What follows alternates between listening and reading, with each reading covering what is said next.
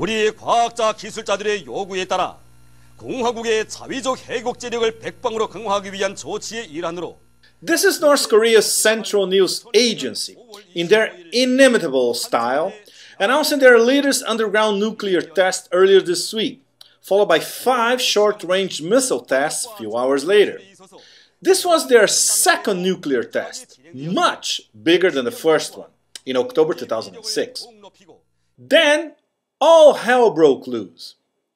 Pyongyang announced that we are all back to 1953. The Korean War was still on. The rhetoric, well, it was apocalyptic. I quote, "Those who have provoked us will face unimaginable merciless punishment." If anyone didn't get it, this headline spelled out the obvious. North Korea's nuclear and ballistic missile programs pose a grave threat to the peace and security of the world, and I strongly condemn their reckless action. Pyongyang threatening the world? Not really. Already a month ago, a South Korean newspaper, this is a French translation, unveiled what this was all about. Dear leader Kim Jong-il, he will only talk to Barack Obama. So no six-party talks, because South Korea and Japan, they will block detailed negotiations, according to Pyongyang. The only player that really matters is Washington. There's a myth in the West that China can influence North Korea. Well, it's a little more complicated than that. Geography, of course, is destiny. They share an 850-mile-long border, of course. Mao Zedong, seeing this Soviet newsreel meeting Kim Il-sung, Kim Jong-il's father, used to say the relationship was like, I quote, lips and teeth. The DMZ, the militarized zone between North and South Korea, remains the last frontier of the Cold War. So North Korea's window to the world has to be China. Everything in North Korea is made in China. But it's not trade, it's aid actually. Pyongyang, they cannot pay the bills. China President Hu Jintao was not very excited by this nuclear test, to say the least. But the message from both Beijing and Moscow to the US is very, very clear. Take it easy. As this South Korean expert points out, China and Russia want stability. The status quo, basically. But what about South Korea? Seoul, now with a very conservative government in power, will follow Washington. This means UN Security Council. Talk, talk, talk, talk, talk, talk, talk. More sanctions. Bad idea. So how to deal with dear leader Kim? This test was equivalent to the bomb that flattened Nagasaki in 1945, thrown by the US, by the way. This has to be packaged into a bomb that has to be shrunk down and carried by a missile. This breaks down to North Korea still being years away from a deliverable nuclear weapon. Kim's strategy is to test, wait, and then be accepted by the international community. India did it in 1998, and it worked. Obama's advisors told him to ignore North Korea, unlike the overtures towards Iran. Big mistake. Now Kim's got Obama's attention. Joseph Cirincione, he illustrates the consensus in the US at the moment. He recommends a mix of carrots and sticks, but that's still more or less what this man used to propose. If North Korea continues to make the right choices, it can repair its relationship with the international community, much as Libya has done over the past few years. If North Korea makes the wrong choices, the United States and our partners in the six-party talks will respond accordingly. Kim is now 67. He's frail. No public appearances. Dynasty is now in play in Pyongyang. South Korean analysts point out that last month his brother-in-law joined the National Defense Commission. That's the elite of the government in North Korea.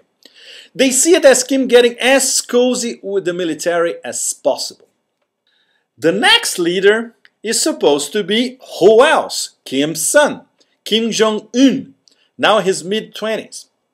So the test is a riddle wrapped inside an enigma. The regime and the dynasty's survival are at stake. But they are a message. We are a nuclear power, we are not Iraq, and no one will mess with us. Very curious, but the North Koreans thought they had been recognized already as a nuclear power way back in December 2008. 중국, 인디아, 파키스탄, 조선, 러시아를 사례로 밝혔습니다. Meanwhile, in Washington, this man should be in charge of talking to North Korea as Assistant Secretary of State for East Asia. But he has not been confirmed yet. So what to do?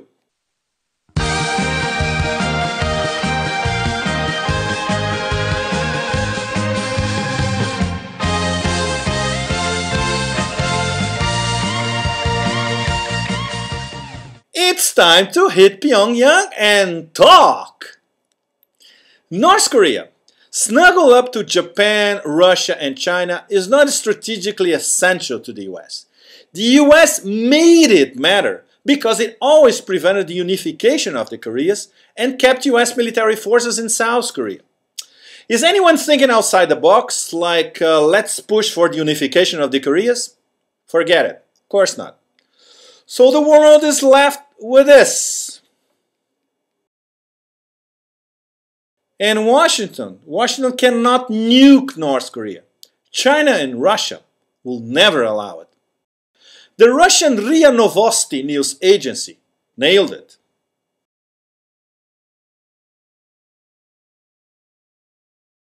So, if he's no threat, why not offer him membership to this exclusive nuclear club of guardians of international peace and morality? Hit it!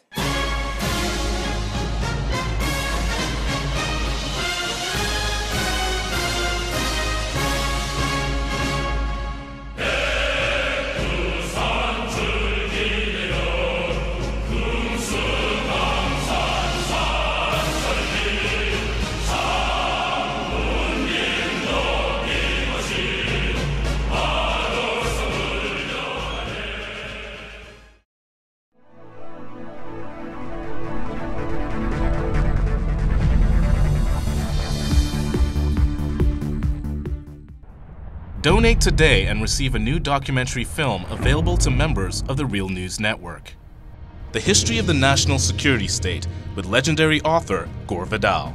Bonus features of the DVD include an in-depth response to Vidal from ex-CIA analyst Ray McGovern, who served under 7 U.S. presidents, an exclusive interview with Colin Powell's former Chief of Staff Larry Wilkerson, and an insightful interview with oil policy analyst Antonia Juhas.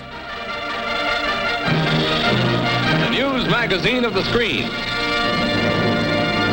Living glimpses of history in the making. Hollywood and Washington, there's a symbiotic relationship. They both deal with illusions. Reality doesn't often play much of a part.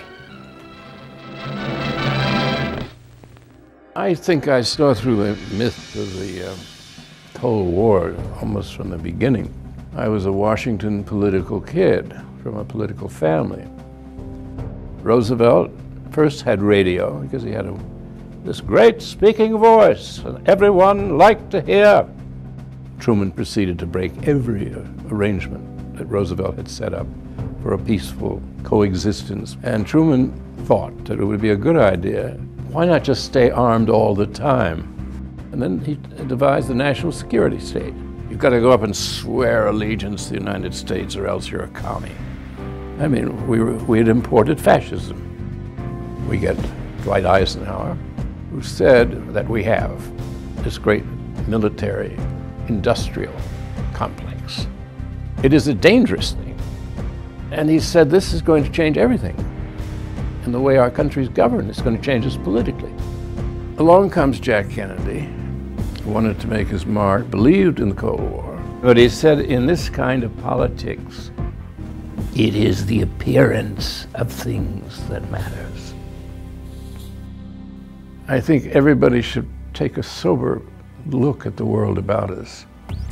The national security state still exists, only it isn't communism anymore, it's terrorism. This is the most serious thing that has happened in the history of the United States. Knowledge is power. We need an honest news system. We need the real news. This is the sort of thing we can build right now without anyone else's permission from the government or from the business community. It's the power's in our hands. If we're not going to sleepwalk into more wars, we think we need to start with a television news network that won't bow to pressure and has the courage to seek facts. And that means independent economics. And that's why we need you. Make a tax-deductible donation now of at least $10 a month or a one-time give of at least $75.